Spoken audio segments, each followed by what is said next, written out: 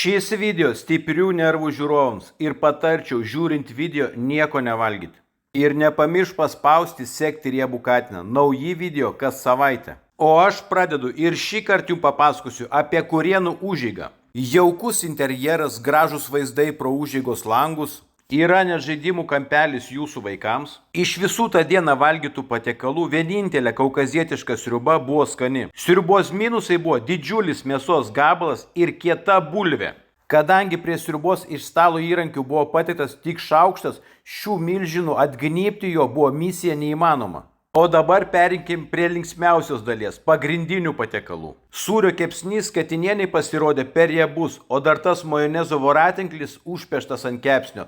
Ta riebumo jausmą tik sustiprino. O dar ta aisbergo salota plėšyta stambiais gabalais. Tiktų, manau, tik triušių šerti. Gaspadoriaus kepsniui labiausiai, manau, tiktų pavadinimai – baudžiauninkas, varguolis, bet tikrai ne gaspadorius.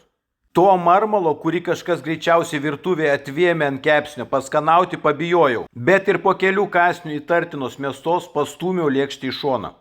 Keista, bet nurinkdama pilnas lėkštes padavėja net nepasiteiravo, kas su patiekalais negerai ir kodėl mes jų nevalgėm. Beskonis buvo ir obuolių pyragas, puoštas praėjusio šimtmečio madingais papuošimais, purškiama grietinėle ir žaliomis vynuogėmis. Tad trumpai tiek apie Kurėnų užeigą.